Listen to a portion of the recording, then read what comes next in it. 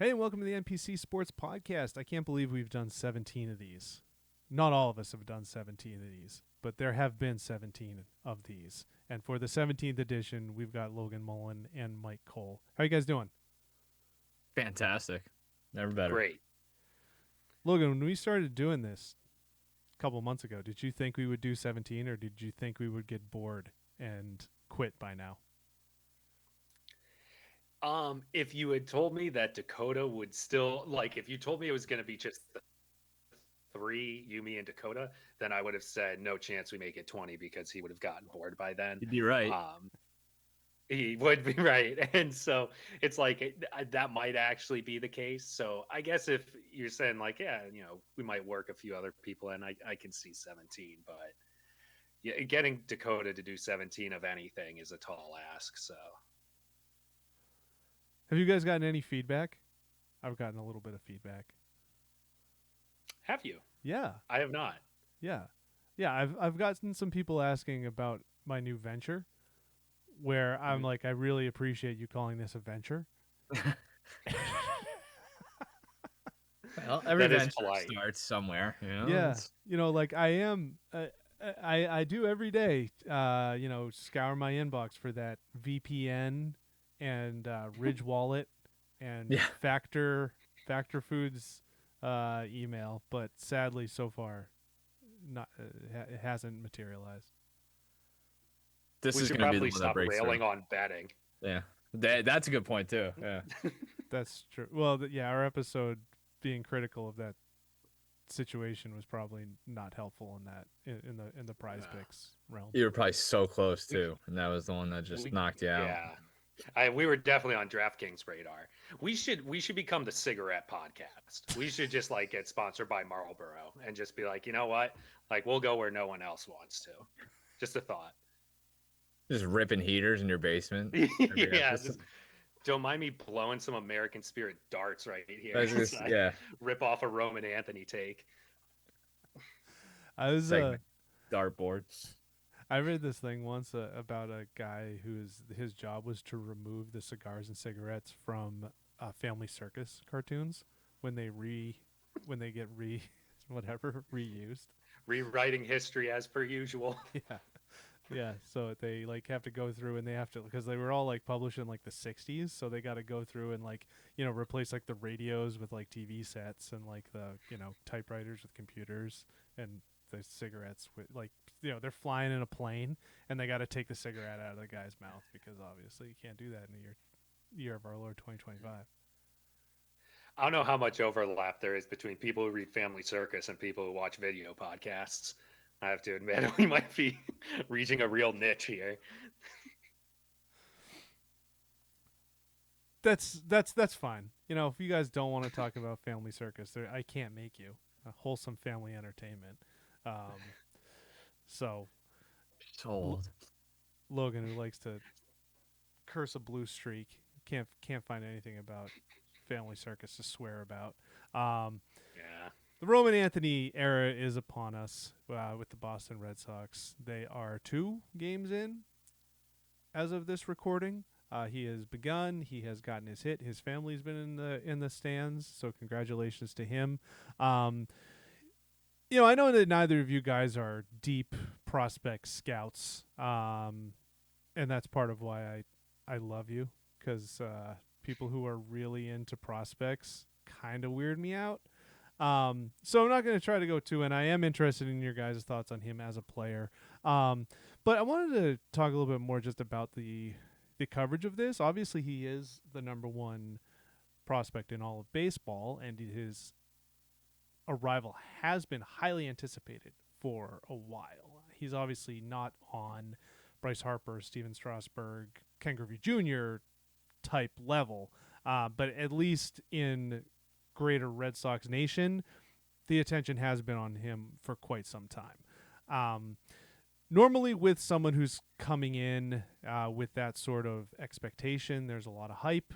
There's a lot of belief that they're going to be the savior of the franchise. And I think just it's interesting because I feel like I have not seen that. And I think that there's a couple levels of that. I'm sure you guys have your own theories as well. Number one, baseball's not as big. I think, if we're talking a basketball player, a football player, football player doesn't have the same kind of minor league feeder system, but it's very different. I also believe that where the team is at has really hampered a lot of the excitement. No matter how good he is not going to be able to single-handedly kind of just save this baseball team. And furthermore, I kind of think the last thing is I think that there's kind of like a wait and see. Even though he was ranked higher than Campbell and Mayer, I think just Red Sox fans have been burned with a lot of prospects that have come up.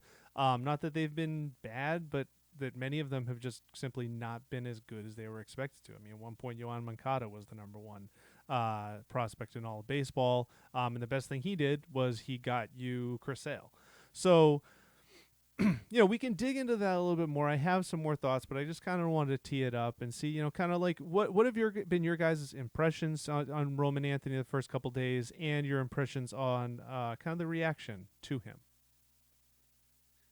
It is funny watching Red Sox fans get like really buzzy about a prospect, because I feel like that's one of those things that validates the theory that this team is not what it used to be. Like, these aren't your father's Red Sox.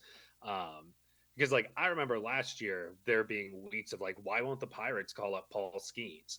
And now it's the same thing of like, why won't the Red Sox call up Roman Anthony? So even if you can hold space for the fact that's like, yeah, this guy probably shouldn't be looked upon as the savior, there is that thing of like, well, we kind of know this team might stink, so why don't we start, bringing people up? I thought the coverage, I guess, lacked some sort of depth, I guess, because it was like a lot of it felt like it stopped at the question of why isn't he up here? It's like, well, is there, like, people tried to ask like, well, is there a log jam? Is there this? Is there that? And it's like they probably could have hammered more on the fact that the Red Sox like have been wildly inconsistent. I saw this more than some other takes, I guess, but it's like, why, like, the Red Sox now are inconsistent in how they bring guys up despite what they're trying to say.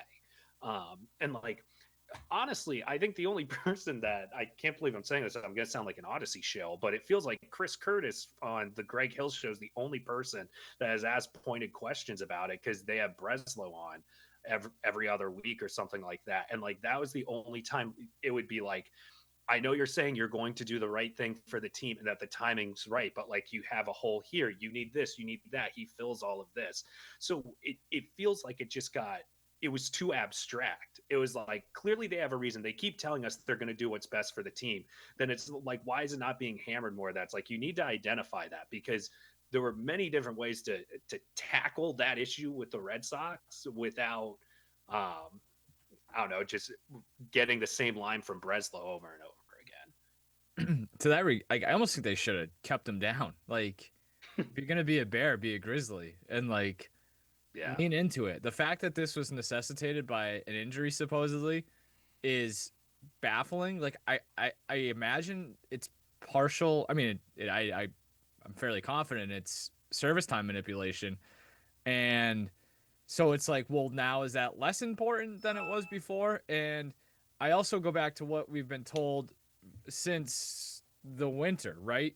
Or the last fall. Go back to last fall when the season ended, and it's, we are making an absolute push to contend for the American League East. Whether it was Sam Kennedy, Alex Cora, Craig Breslow, that was their number one goal. Like, they made that very clear. They put that on the paper and said, we want to contend for the division. We want to win 95 games. The fact that it took this long for Roman Anthony to get up is insanity, because he's better. If he's as good as they say he is, and they've trumpeted him more than anybody else, then you're 5 games under 500. It's time to break glass in case of emergency. And maybe he's not the savior, and they say they don't want these guys to come up and be the savior, despite the fact that they bring Marcelo Meyer up and he's hitting cleanup in Yankee Stadium like a week later or whatever. But you also said that you want to win 95 games and contend for the division. So put the best team out there, whatever that may look like, and maybe you have to move some things around. The irony is that Trevor Story started to play better, and like I don't necessarily think benching Trevor Story was going to be the play, but I don't know. People get paid a lot of money to figure these things out, and at some point when they were kind of floundering there, it was like, well, you kind of maybe have to do this just to make your team better, like to put the best product on the field and try to contend this season. Like I know we're gonna kick the can down the road again. It's gonna be, we're wait till next year, 26. These guys are all gonna be seasoned. They're gonna play the rest of the year. Well, that's a whole nother story, by the way. We'll get to that in a second. Like we're 26 is the year. These guys are gonna be up, and it's like we just keep doing this every year. Like I'm not trying to, besmirch anybody on that roster or what they've built, but like again, go back to last fall. They said that they want to contend. They haven't done that. They kind of went half in, half out. And I understand Bregman getting hurt, Cassis getting hurt were major factors in all of that. But if that's the case, then fine, bring them up the next goddamn day. And so like, it's so inconsistent in that regard. And I'm with Logan. Like it's weird too, because like I think a lot of the best coverage that I've seen of this and kind of calling out the inconsistencies in both the timeline and how they're using these players has been on the radio and on both sides of the street. And I do wonder like if that kind of just turns into white noise because you're just going to expect the most negative reaction no matter what. Yeah. I as somebody, by the way, who wrote a story saying that, Maz is a boob for saying Roman Anthony couldn't play defense. Roman Anthony making a crippling error in his first major league game. Tough one. I avoided the radio the next day for that one. But like, it's when they call him up and what they've done with him and the rest of those guys since they've called him up. I think Meyer especially, I think we'll probably see it with Anthony. It'll be very interesting this week. And I think Yankees are throwing 3 left-handers. You're going to sit these guys against, it's like, if they're coming up, let them play. So we're just kind of in the middle. And like, I say this all the time with anything, whether it's your job, your life, whether it's sports, whether it's the media, like being in the middle is the worst place that you can be because you're just not going to grow. And at least if you're wrong, you know that you're wrong and you could start over. Like it just feels like they're so constantly in the middle. And I don't know if the coverage has totally reflected that either. Yeah. So this is going to shock you guys. I am very strongly of the opinion that now is the time they have to play Trevor Story. And that's not because he's hitting well. It's certainly not because of his home run last night, his 230 bat flip. I don't know how you guys feel about a 230 hitter doing a bat flip. But heating up. Like, yeah, I mean, that number is going to go up, as will the OPS. But okay. So bad teams compile talent. Good teams build rosters, right? And the Pirates are a perfect example. The Pirates try to compile talent. The Red Sox are just compiling talent with no idea of where it fits in. And the thing that happens with that is you get a lot of talent that doesn't know how to make up a Major League Baseball team. And my worry with, having a roster that is Ceddanne Rafaela, Christian Campbell, Roman Anthony, Marcelo Meyer, even the catcher, what's his name? Teal, Navarez. Yeah, even Navarez, who's been great. Is putting them in a environment where nobody really knows how to be a pro. And you see throwing to the wrong base. You see, your teammates booting balls. And there's kind of no one there that's like being a professional. And that's why I think like right now you have to have Story, because if it's not Story, like the only other guys are, Duran, who, gosh love him, he plays hard, but he's in his own head half the time. And then the others are Romy Gonzalez and Abraham Toro, who they've been great pros, but like they're not like they're without those guys, it's Worcester. Exactly. And so that's why like you need a guy who's like, I'm a start, like Ref Snyder's, great, but you can't be a part-time player and do that. But so you need to have like at least a starting shortstop who's like, hey guys, here's how we're going to behave. And when you throw home, when you should throw to second base, like that's not okay. Even if you don't say anything, like just your presence there, like you can get the disappointed dad look out to the Yeah. outfield to be Or like, you you know, just do better. You lead by example. exactly. And that's when I think about just like, are we compiling talent here, or are we actually like building a team? I did want to hit on one point, like kind of talking about the uniqueness of like the Red Sox having a top prospect like this and just how unfamiliar it feels. I do think that they've been so good for so long, especially in my lifetime, that we haven't had this happen to kind of what you were saying about building a roster versus having talent. And like Theo and Charrington and Hoyer were all so good at doing both at the same time that it never actually felt like the savior needed to come because the team was largely good. So like if you want to go all the way back to Nomar, like he kind of came in a way that wasn't, it was a little bit more, like, oh, he's here, as opposed to whoever else in the last 25, 30 years. And yeah, I think that's a key point to a key difference to point out. It's funny because I think, as the three of us know, the Red Sox really, really care about optics. And I feel, and this is conjecture, but I feel like there's this belief, and the Roman Anthony thing, I think ultimately is service time manipulation, but it did also seem like there's a belief that's like, well, if we call Anthony up, then that's like some sort of admission that we're turning it over to the kids, which is not something you usually do until later in the year. I don't look at it that way at all. Like, you have the number one No. prospect in baseball who's tearing the absolute shit out of the ball in AAA. It's like you absolutely can justify having Anthony, Meyer, and Campbell up and say that you're still competing, especially when they have the injuries that they have. So to me, it's like I feel like this actually is one of the few opportunities where they could play both sides of the fence and say like, hey, we're still trying to compete, and this is like the best team we can field right now, even with all the injuries that we've had. Mike, you brought up the defensive gaff the other day.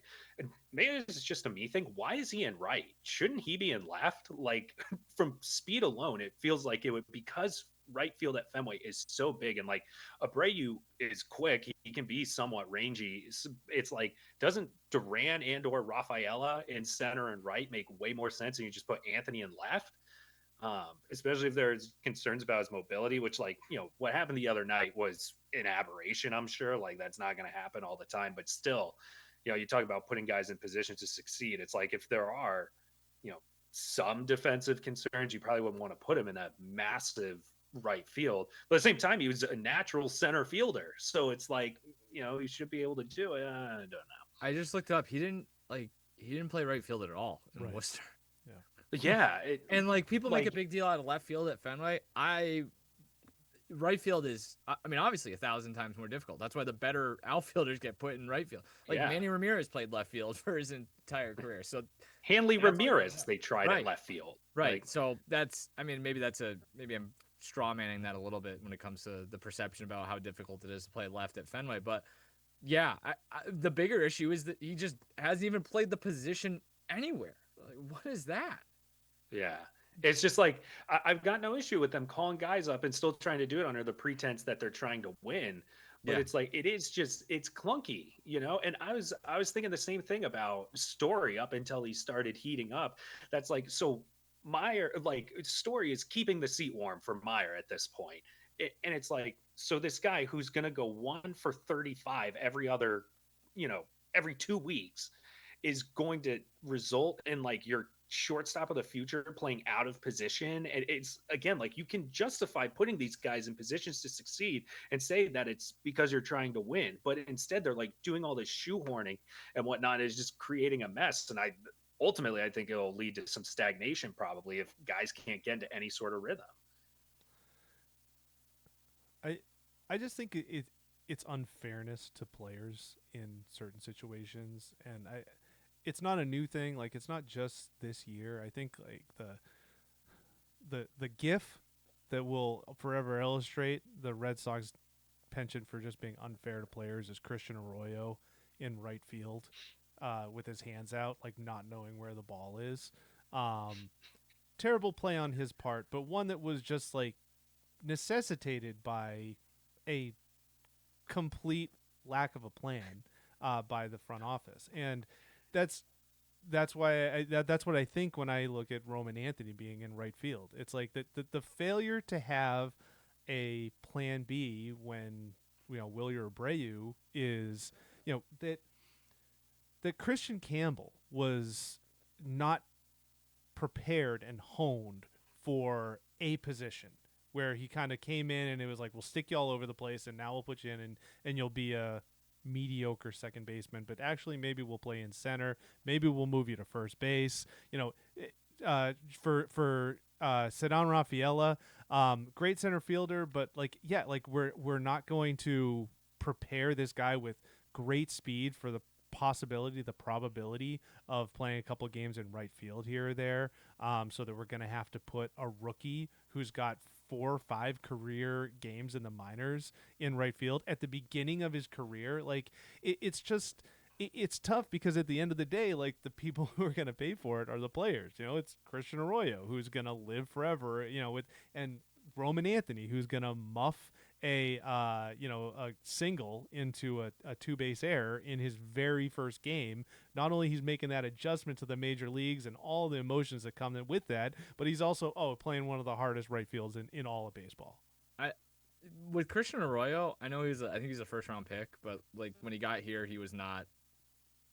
He was an average baseball player, Major League Baseball player at best. Like, I think what you're saying is even more important and more pronounced when you're talking about guys who are going to be cornerstones of your franchise. Where it's, I get like the Arroyo comp because of the gift more than anything else, but like that guy you can afford to do it with maybe a little bit more than you can with Campbell. I thought, like, and credit to the Red Sox for reversing course, like, because it is kind of embarrassing, but them basically being like, we screwed up and we don't want to put too much on Christian Campbell when he's going through the slump and we're not going to play him at first base was a sign of maturity. And it was the right move for the player because that was incredibly unfair. For the first time in his entire baseball life, he was in a brutal slump.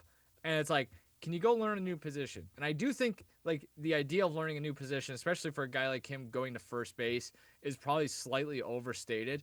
But still, it's another thing, and now you're just screwing up his progression. You're screwing up his his ability to learn on the fly. Like, it's just, and we didn't even in this entire conversation like get into all the machinations that everyone went through in the offseason when they signed Bregman and what's that going to mean for Devers and what that's going to mean for I talked to Lou Merloni about what that Bregman would have to do to go to second base, and like he can figure it out. It's like, well, it feels like there's a lot of he can figure it out when it comes to how they're building this roster, and I think that also speaks to the bigger picture thing, Ben, that you were talking about with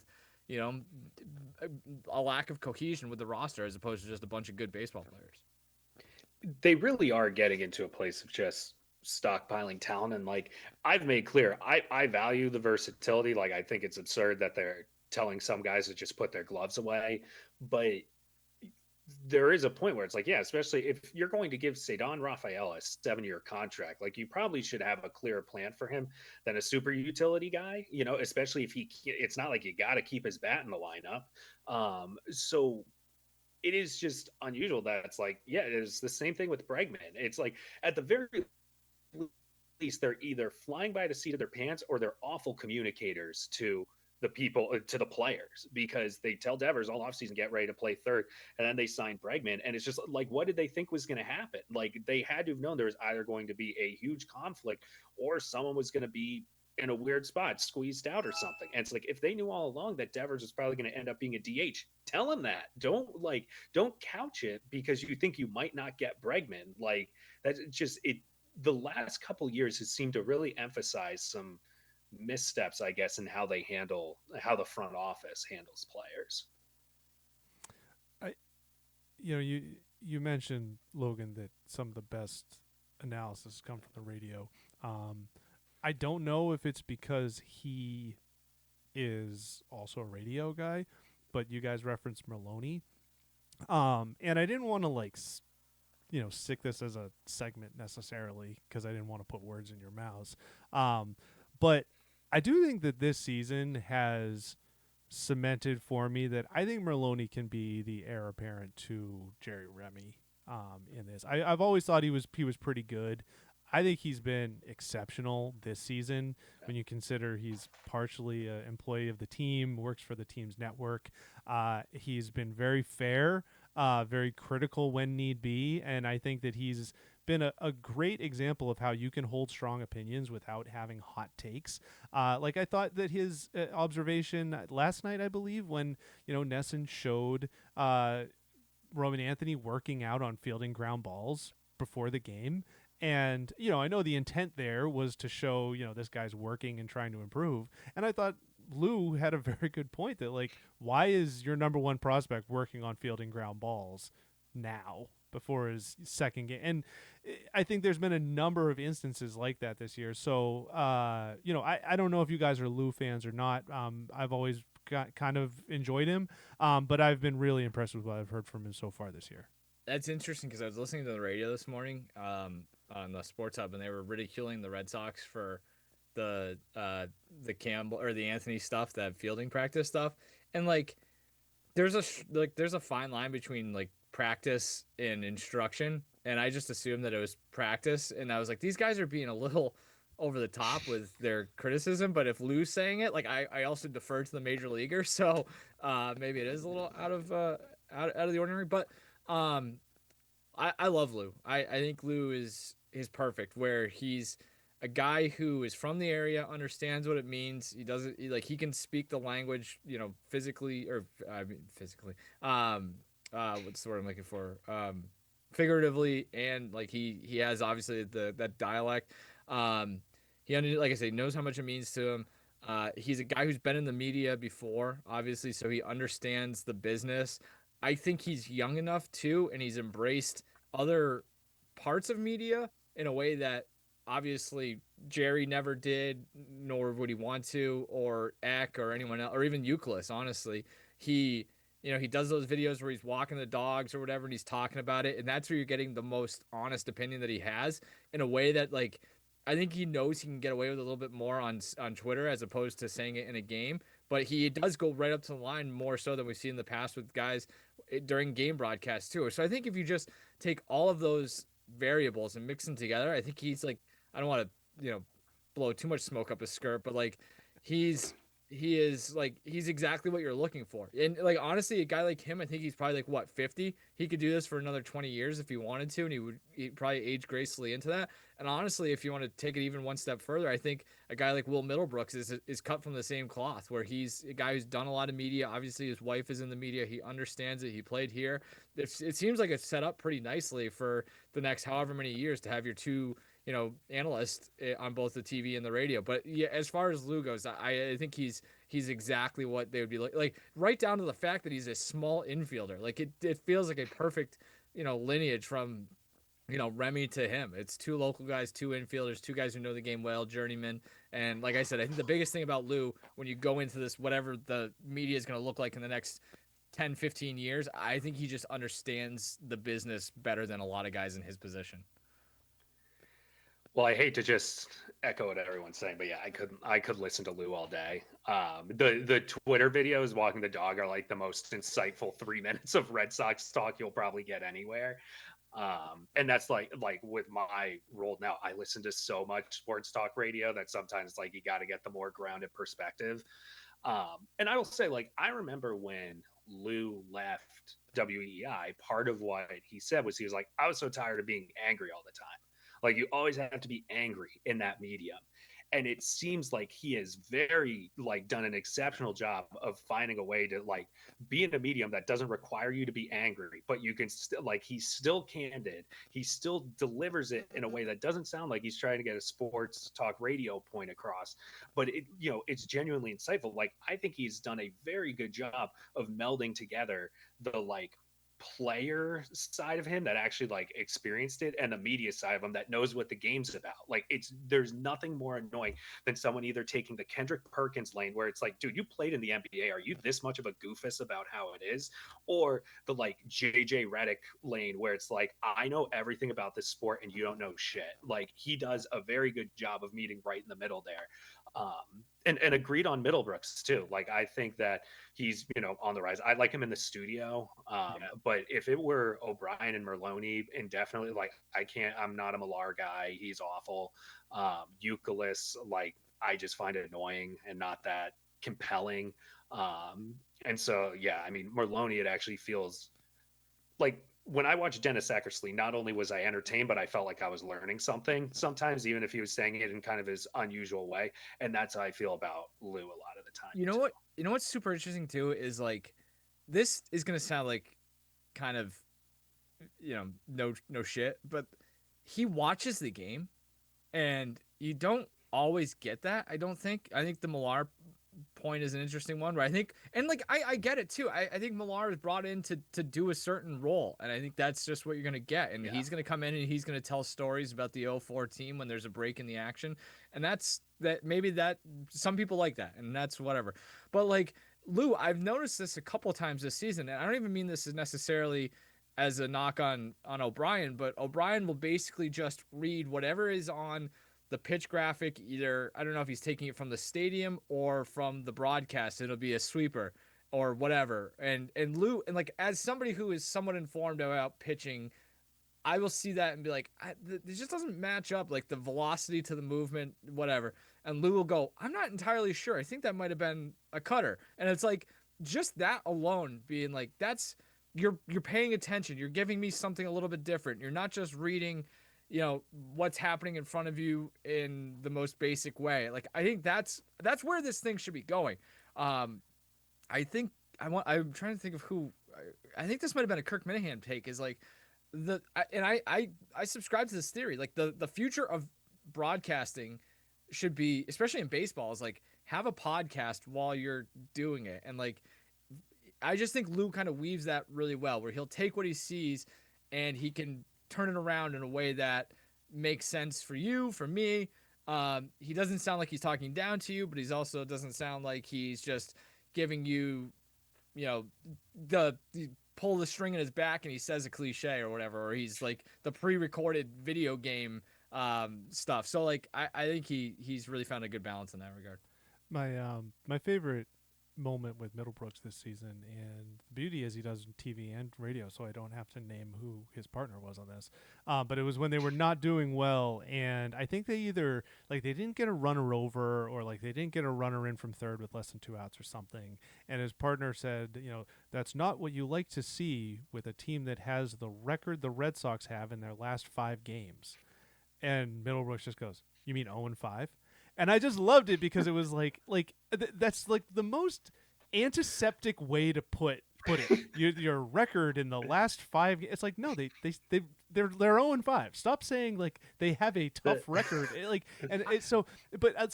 back you up. Is like I think that he and Lou, they get it. I think there's a fine line there where it's like on the one hand you have someone who sounds like 1970s, Anchorman announcer, or you have the ones who populate a lot of ESPN who are too much in the other way, that like sound like they came straight off a TikTok video. But both these guys, like they use social media, they know the industry, they know popular culture, and they know that don't be sanitized. Like if you're sanitized, that's the thing that really it harms your image, not just personally, but like of the entire Red Sox ecosystem. That 5-game thing is a super interesting point, and I do think this is kind of tied into some of the stuff that we were talking about last week or whenever I was on with you guys last, where it's like, I do think there's, and I know why it doesn't happen. Yeah, obviously, people are afraid of getting their ass chewed out on the team plane by Jackie Bradley or whoever. But like, I do think a little more of that tell me like that they're 0-5. Like that's not a huge deal. Like, but that's like, that's what we're dealing with right now. Like on this day, on June, whatever, if they have lost 5 in a row and are 10 games back, things are not good. And it's okay for that. When I tune on the game, I want to hear people who see it the same way I do, or tell me why it's not good. Don't patronize. Yeah, I know it's not good. Tell me why. No Explain shit, man. to me. Like I know, like they're down 13-1. Like it's not going well, but like, tell me a story or tell me why this matters to a guy in a game that shouldn't matter, and just tell me that, yeah, things need to get better. Here's how they can get better. Not just like things will get better because it's the Red Sox. Like that's, and this goes for all of media, obviously. Like I'm not even saying this is necessarily a Boston or a Red Sox thing. Is like, I tune on, watch a game, watch a Celtics game for Christ's sakes. It's just like, good God. But Yeah, so like, unwatchable. but I just think I would love to see somebody try it. I understand why it doesn't happen, but like these regional broadcasts or whatever is like, I just would, as a consumer, as a viewer, as a listener, I would respect it so much more. I would be more loyal to that media entity if you just told me how it was, and we just don't get. And I think these guys get as close as you can to kind of tie it all in. It's kind of like that. He's a youngish guy, but the guy who got the play-by-play gig for the White Sox, Yeah. Oh, and Benetti. last year Yeah. yeah, and last year he was like giving really emphatic home run calls when they were getting like Yeah. killed and going to war with like other media personalities, and it's just like, hey man, like this team is historically bad. Like you should figure out how to articulate that as such. Or just go back to the Orioles thing a couple of years ago, where the guy, what do you say? Yeah. Like he just pointed out the fact that they've been bad, or they've got a tough stretch coming Yeah. up, and he got almost fired. They had to bring him back or whatever. It's like Yeah. you do more Holy harm than smokes. good by reacting that way. Imagine what his job's like right now. So they're supposed to be good, but they're terrible. And so Yeah. it's like, man, how do you navigate that? I will say one just Lou Merlone story that I will share because you guys will be surprised that I think this is an endorsement of him. Is I remember in 2016, before the Red Sox opened their playoff series against Cleveland, which I think they got swept in, but it was the day of that series, and I was starting, and I was in the car, and this is October 2016, so this is a month before a very consequential election in this country. And so at the time, the other hosts were talking about like Trump on Kaepernick kneeling or something like that, and you don't hear Lou for like 3 minutes, and then finally he's like, the Red Sox open today, and we're sitting here talking about freaking Trump. And he just like goes on about, he's like, this is the playoffs. We've been railing on this team for however many years because they stink, and now they're here, and we're talking about all this is like whatever. And it's like, ordinarily I'd be like, well, yeah, because these things are more consequential than sports. But I was kind of like, yeah, man, I get it. Like instead of listening to Glenn Ordway and Christian Fourier spin their wheels on geopolitics, like why don't we just talk about something that we know you're actually good with and can talk about? Like, I think that's actually an important distinction too with like Lou. And there's so many guys, and maybe Millar is this. I don't know. Millar, I don't doubt that he loves baseball, but Lou loves baseball, and like he does the job because he loves baseball, not because he's making X amount of money. So like that does, if you, that's like, especially with baseball, right? Like it's so, I mean, I'm gonna tune into this 100 times a year. Like I'm gonna pick up on this sort of stuff, and with Lou, you know what you're getting. It's authentic. He likes baseball. He doesn't like talking politics, which is interesting. I like baseball. You guys want to touch on Marco Sturm real quick? Yeah. I feel like it warrants a reference, a mention. It's tough to draw up any sort of buzz after the season that they had, it being the middle of June, all that sort of stuff. I didn't have a lot of strong feelings on Marco Sturm. I guess my first impressions of him were, honestly, I think, because there's not much that's in his control, and just because, I mean, he can address the power play. That needs to be addressed big time. He needs to, address what's going to happen in goal with the playing time there. But just with so many problems that the Bruins have that need to be fixed outside of a coach's control, and I'm sure that he'll advise, with Sweeney with that and whatever it may be. But that was kind of my, listening to him talk. It was like, well, okay, yeah, I mean, you're saying the right things, but at the end of the day, I don't think it's going to change much. I do think that the excitement, buzz, attention, whatever you might want to call it, would be much greater if there had also been a change at the top of the organization or in the front office, closer to the top. If Sturm was part of that, kind of transition. But I think that the fact that there is not, I have a feeling, just kind of the impression that I'm like, is I think a lot of people had a similar response that I did. It's like, okay, we're bringing in the new guy, but what's he gonna do? Maybe he'll mix up like power play lines. Maybe he'll have Kopitar get more time in goal, but it's he's kind of just playing with the same sort of stack deck that they were last year. Yeah, I mean, give him credit. He's said the right things, which I feel like that's probably the Bruins care about that more than anything. The one thing I will say is I'm glad that they went with somebody who has considerable AHL coaching experience, because I feel like that a Barry Trotz, Peter Laviolette type probably wouldn't work for whatever this Bruins Right team now, looks right. like on the other side. So I do like the hire as like somebody who rightfully should be coaching an NHL team, but also has experience more. Like Jay Leach. Like Jay Leach is another one who, if not Sturm, like that was someone I thought probably would have made some sense. But yeah, you're right. The changes, I think, as we've talked about for a while, should probably be coming at the top. I thought, honestly, the most insane thing about yesterday that I feel is flying way too much under the radar was Sweeney talking about how coaches point blank told them during the interview process that the Bruins player development's bad.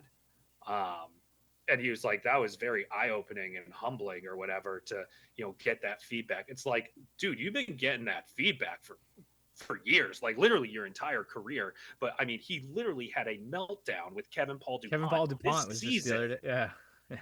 like about that very thing. 3 weeks Now it's ago. eye-opening. It's like, are you asleep at the wheel like that? Because if it's eye-opening, then you haven't been paying attention, or you've just been running interference, which is all these teams do, right? They're just doing the PR thing. But it's just like, that to me, more than anything related to Marco Sturm, was the biggest thing from this whole thing over the last week. Is that it's like, so Sweeney just further emphasizes either clueless or a jackass. Like, I don't get it. Sheesh. Yeah, I don't know. I have some good news and some bad news. If you were to list the top 10 coaches in the NHL, like, where would Bruce Cassidy and Jim Montgomery fall in those? Would they make the list, do you think? Be pretty close. I think I would I so. put think Cassidy in there. would. Yeah, Montgomery would be knocking on the door at least. Montgomery left and took a bad team that was floundering as well, and took them to the playoffs, and honestly had just as good of a chance to get to the conference final as Winnipeg did. I think that series went 7 games. So the good news, I suppose, is that Don Sweeney can pick coaches, and they've had some pretty good success in that regard. And honestly, if you want to talk about the Bruins as a whole, you can go back to Claude and say they've had a pretty good run of head coaches over the last 20 years. So that's the good news. The bad news is, 2 of your ex-coaches are arguably top 10 coaches for other teams. One's won a cup, the other is building toward another cup, and you're kind of stuck in neutral. And I think that kind of speaks to why people maybe aren't totally jazzed about this no matter what. Like, they could have hired, prime Scotty Bowman, and I don't think it would have been a huge deal, because I think it's one of those things where it's, if your wife tells you, a bunch of times, to take out the trash, you keep forgetting to take out the trash. Like, you can go and buy her a nice piece of jewelry or bring her home a cake, and she's going to be happy for a little bit, but she's not going to be totally sure that you're going to take out the trash. And so, like, I think people are like, well, this is fine. And honestly, I think there's reason to believe that Marco Sturm could be a good NHL head coach, because they've done a nice job of identifying good NHL head coaches. But we've seen the fact that they've gone through 2 of the best in the league in the last 6 years, if that, is kind of alarming. And I think that speaks to the fact that at the end of the day, you have to have the talent. And I thought it was super telling. Sturm, I didn't listen to a ton of the press conference, but I did catch some of his interview on Felber and Maz yesterday afternoon. And, like, he was like, yeah, the roster probably does need to get better. He's like, if we had to roll out this roster today, I'd feel good about it, because there's no way we can be as unhealthy as we were last year. I believe in these guys, and we'll figure out a way, but, like, we do need to add. And, like, I think that's part of the reason that there's muted reaction to this, is that it's an unfinished project still. And like that's kind of been the problem for the Bruins over the last handful of years. And that again, that all stems back to drafting and developing. Like that's we just kind of you want to tie the Red Sox and the Bruins thing together. Like that was never an issue for the Red Sox because they did so good at player development and they brought guys up through the system and they augmented as they could. And I think the Bruins did do a pretty good job of that for a while. But once you hit that dry spell, that thing lingers. Like it takes a lot for that to get fixed because it's just you can't count on guys stepping into roles. And that's where I think Sturm could be a valuable asset. To Logan's point is that he's got experience dealing with young players. So yeah, there's kind of I think it's an interesting choice. I think it's an interesting way to message it, but I just think people are going to be a little bit apprehensive until they see that yeah, you're going to take out the trash on a daily or a weekly basis. Thanks for that peek behind the curtain of your marriage. I actually take out the trash. I do a really good job, so I don't get yelled at for trash stuff. So. I love that for you. Oh, That's why I picked that because I knew it wasn't. Yeah. Something that wasn't applicable. Yeah, we could go to the other side. Yeah, I mean, there's I don't know if you guys remember. There's like the Josh Hartnett movie from like the early 2000s where like every girl he dated, like they would break up and she would immediately like find her soulmate and get married. I can't remember. Good luck, Shaw. No. Pearl Harbor. Anyway, the Bruins are kind of feeling like that, like you mentioned with Montgomery and Cassidy, and now obviously with Marchand. But so what is it? I mean, that's kind of my question. There is it's because it's been okay. Well, the leadership from the coaching wasn't good enough, and they changed the coaches, and obviously the coaches go on to success. Well, the dressing room, it wasn't healthy, so we had to get rid of the biggest voice in the dressing room, and they're like, okay, well, like now that guy's having success, and beyond maybe like a couple games after that trade was made, the nothing really seemed to change for the better. So yeah, I mean that's kind of my question is like what is it? Is it just Sweeney, or is there more that has to be addressed? Fix the Bruins, Logan. Fix them. Well, I would just say too. I think it's telling that they're bringing back like 3/4 of their coaching staff. Like that's an interesting wrinkle in all of this too. And what's his face? Ryan Nadeau shows up all the time on the interviews for like we're going up to the combine or this is what we think of.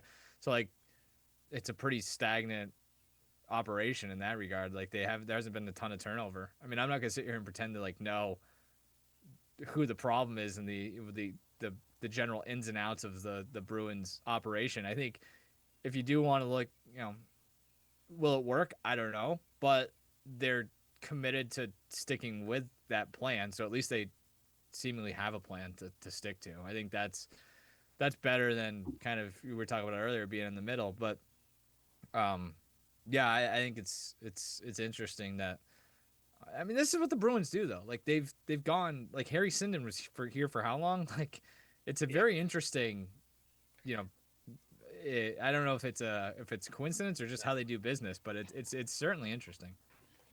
They want to be the Steelers in that regard. I don't know how to fix them, by the way. I will just say that. It seems pretty simple, but they haven't done it yet, so I don't know. Well, yeah, I mean, devil's in the details, right? It's the particulars of how you get there because, like, they really are not great at drafting and they're not good at developing players. And, a lot of they spent years trying to draft, like, the next Nick Ritchie, I guess, in the first round, which is why you had Johnny Beecher and Trent Frederick, those are the ones that like God, yeah. Like the Beecher is like a perfect encapsulation of what's the issue right now. Yeah. Yeah, it's like I would be perfectly fine with Beecher as he is if they got him in the third round. But it's like, and jury's out on Lysell, but things are not great with him for the most part. Like haven't been, you keep going back. Urho Vakanainen became a trade chip. Everyone talks about 2015, all that, but you really don't have to go that far back. And it's like, Lorai's useful. He was a second round pick, but it's like, they have drafted some top end talent, Pasternak, McAvoy, that has happened, but there really isn't a lot of depth there. So what ends up happening is they have to fill in on the margins everywhere with free agents that ends up cap crunching them. It's like if you weren't just drafting bruising centers, then you wouldn't have to pay Charlie Coyle once upon a time $5.5 million a year to center your third line. Like you would have someone who could be a useful third line center that would theoretically be somewhere in the organization. And it was the same thing of like they didn't have a second line right wing for years. So in the Stanley Cup final, it became either David Backes or Carson Kuhlman. Like just two completely different types of players. And so it's the like it's just once they get hurt, and this happens to every team, like you start to run out of options once you get hurt, but like they are hosed. Like they don't have anyone they can call up from Providence or whatever. It's like, all right, yeah, here's Tyler Pitlick, who's 32 years old and just kind of like will keep the seat warm. So it's they really lack in depth. And I think it's, how do you fix that? I don't know. Is it wholesale changes in player development? Does it change with the GM? Like, as critical as I am of Sweeney, that he's only one person, that doesn't fall on all on him. He ultimately has to fall on the sword because he's the one who oversees it. But like, you know, he's not the one doing all of this scouting. So, clearly there's some sort of development issue, but I don't I don't know the details enough to say how they rectify that. There's if I were them though, I would keep talking about 15. Like, I was that what Cam got mad about with KPD was they brought up 15. Yeah. I would lean into that because at least if you're talking about 15, you don't have to talk about 16, 17, 18, 19, 20, Right. 21, 22, 23, 24. Like it hasn't been great since then either, to your point. And like I don't want to totally they've hit on some picks. Like it's not a obviously, like if they didn't hit on any picks, Sweeney would be gone. Like Wayman in the fourth round. Like Yeah, they got their goalie of the future in the fourth so like round. that's the thing too is they do some things well. They can develop goalies with anyone. Like there's value in that. There's merit in that. Like they can find, top 4 D men here and there. Like and like honestly with Sweeney, some of the stuff he's done outside of the draft has been really, really good. At least in the trade market more so than anything else. And I do think they've done a pretty good job of identifying guys to extend. Like you don't look at a lot of their extensions and say, what was this? Like I think that there's some question about McAvoy, but that might be injury more than anything else. So that's how what do you do well? It's like, well, a little bit of everything, but what do you do really well? I'm not entirely sure. So that's the recipe for mediocrity, I guess. Good point. Things can be kind of they could be at the rock bottom, but not necessarily entirely. Like, yeah, I mean, you have you have to have hit a couple places. You're a major league organization, and this kind of reminded me of the point that I sent you guys for our behind the keyboard segment, because this whole Bruins season, what did we hear? We heard that the roster is it's a mess. Everybody hates each other. Everybody hates Marchand. Pasternak, and it's feuding. And then you fast forward to near the trade deadline, and Charlie Coyle's in tears, and Marchand's in tears, and all these guys, and I was reading earlier about a Major League Baseball players survey that was done by the Athletic before the season. I should note. And what's the story right now about the Red Sox? That Cora hates Breslow. No one in the clubhouse is believes in the direction of the organization. This, that, and the other thing. And I thought it was very revealing that in this survey about what team would you do you have positive or negative opinions of? 0 of the players said they had any negative opinions of the Red Sox. And it just kind of brought back from when I remember covering the Celtics that for a lot of years for a couple of years those teams were not very good. Even when they did have Pearson, Ray, and Garnett, it was like, okay, well, are they starting to hate each other? Is it impacting their play on the court? And one thing I learned from that is that stuff is never all one way or the other, the way that it is kind of perceived as a fan. That it's like, oh, so and so doesn't like this guy, so we can't play with him anymore, or that's why they're losing. And it's just like, that's your office. If you happen to be a professional football player, the locker room is your office. There's guys in there that you get along with. There's guys in there that you would never hang out with off the field. But you still, get a job done. And just because like something is bad here doesn't mean the whole thing is bad. And on the flip side, just because you guys, maybe are going and, playing shuffleboard, doesn't necessarily mean that everything is rosy. So, I was interested to get your guys' thoughts, maybe if you have any, examples that came to mind from your guys' own experience. So I agree with the premise that, those types of things can be overstated. As it relates to the Red Sox, I will say, like, this is a point that, we've talked about, but like, I think that kind of substantiates the theory that teams should be a little more forthright, because the truth almost never seems to be as bad as like whatever the fan conjecture is. I mean, sometimes it is, but it's like teams are so afraid of optics or whatever that's like, hey, if you just come right out with whatever it is, whether it's we stink, etc., then people take that better. People like to be taken seriously. But you as far assume as the the worst specific, if you have no information. yeah, exactly. So it's like I don't necessarily think that there's this huge fracture between Cora and Breslow, but if you look at all the pieces, I can certainly understand why someone, in the absence of anything from either of those parties, would arrive at the conclusion that, hey, maybe things aren't great for them. One example I remember, though, was the day after Jake DeBrusk requested a trade. What years? That was 2019. I think that was the fall of 2019. I was at Warrior the next day, and they wisely had Bergeron come to the podium. So, post practice or whatever, DeBrusque obviously was out there. They weren't going to make him available, but he was there. And then they did the media thing, and it was like, I think that might have happened when Cassidy had COVID. And so I think Joe Sacco actually had to answer for that. Maybe it was Cassidy, I forget. But and then Bergeron answered for it. But you walk in, and it was like, Bergeron seemed pretty unmoved by it. Like, all the players in the locker room, like, I I remember looking at Twitter and looking at all the reactions when that came out, and it felt like a big deal. It felt like, oh man, there's going to be like fallout. It's going to be weird. It's going to be this. It's going to be that. And it was like, kind of felt like a normal day. It was like there was a little more, writing focus on that topic, but it's not like there was like this palpable tension or something like that. And granted, you hear stories about teams where it is like that. You walk in the locker room and it is icy based on certain situations. But even when there is chaos surrounding teams, sometimes it's kind of funny to walk into the locker room and be like, if there is chaos, it's not palpable.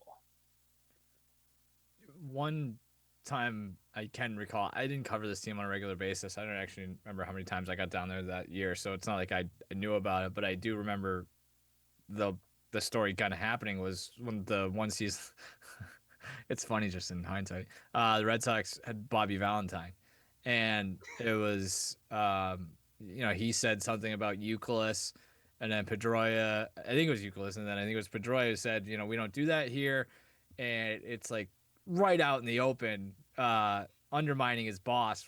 I think that was on Marathon Monday too, so it was like 8:30 in the morning, and it's like, all right, here we go. This thing is so like, but like the fact that I can recall that one very specific instant does kind of speak to, and you hear stuff too. Like that's the other thing is like being around either, you don't even have to be around a team, just being in the industry and being in the business. You hear stories about, some more salacious than others, but a lot of like basically workplace gossip, and 3% of that gets out in a meaningful way. And like you take the 2011 Red Sox, for example, like nobody knew any of the chicken and beer stuff until it was in the Holler story in the Globe. So like that, it's a lot of, I think Logan made a good point about like what seems massive on the outside isn't always as important on the inside for a variety of reasons. I think one of them is like these guys make too much money to give two shits about what you care about their drama.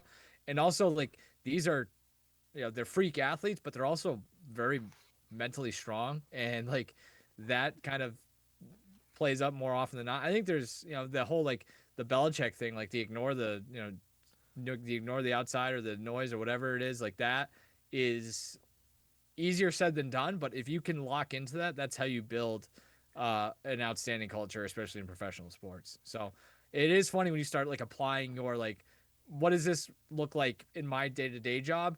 And it becomes wildly trivial. And you're like, why would anybody actually care what me and the guy in accounting, the awkward conversation we had in the break room earlier. So like, it's just, that's their job. That's their office. Yeah, I mean, to Well, use a it's Patriots like example, it's like last year, right, when all this stuff was going down with Mayo. There's a lot of reporting that stuff is, crumbling, and then there's also a report that like from such and such player saying like, oh yeah, no, Mayo's great. Or someone else saying maybe Mayo's not perfect, but he's put in an unwinnable situation.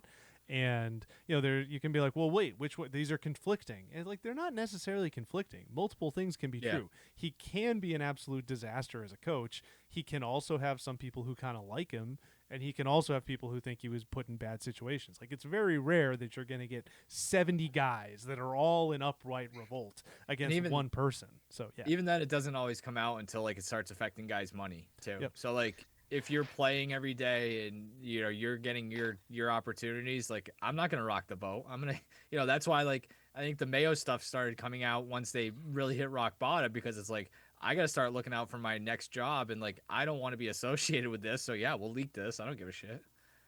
Yeah, it is. It is just an office. Like that really, I think that's the best way to put it. That people don't realize it because of the scale of it and all the money that everyone's making. But it's like, you know, Mike, when we worked together, how many times would I text you like complaining about something, but the next day my happy ass was still at the office. I was still going to try. Like you and I were fine. Like there's no issue with you and me or whatever. And so it was like, yeah, the life went on, and I think that really is how it is. Like Jake DeBrusk wanting a trade. It's like, okay, he's tired of his boss and he wants to go somewhere else. Not how I felt about you, Ben. Don't worry. But I'm sure there were days like that. You left. There were days, sure, but but it's like that is a very human thing. And so it's when it's like, oh my God, he wants to force his way out, it's going to create this fracture. It's like, that's not how it works anywhere. Like this really is no different. Also, like if somebody's coming up to me after work every day and being like, so how'd it go today? What'd you see out there? And what's the vibe like in the cubes? Like I don't freaking know. Well, like that's the thing. All I want to do is just go home. Like, so I'm not gonna sit there and be like, let me tell you what Logan said about Ben. Like, because then that's just gonna create a firestorm of just other stuff I have to deal with too. So like the path of least resistance can't be understated with these guys, where it's just like the last thing they want to do is talk to Logan Mullen, and so like they're not gonna make that any more difficult for themselves, because if they do, like if I say something tomorrow that's going to cause headlines, I got to then address the headlines the next day. And all of a sudden it's like, this is just annoying. And especially if I'm trying to be good at a job that is extremely difficult, I don't want to complicate that any more than it has to be.